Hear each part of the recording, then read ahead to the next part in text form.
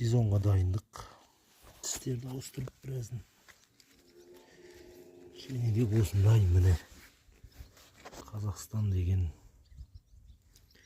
осындай тіс тауып алдым сегмент базардан. Made in Қазақстан. Енді заказ сондай болған ол. Мына жерде жақсы көрініп тұр екен. Made in Қазақстан. Мына жақтарында енді сол баяғы Германия. Мынау спецзаказ ба сондай ау. Бірақ разницасы жоқ. Тістерін бәрін ауыстырып қойдым. Бас жақтары қалды. Атайбаланап тастадым. Шнекті бәрін сваркілеп дайындау керек.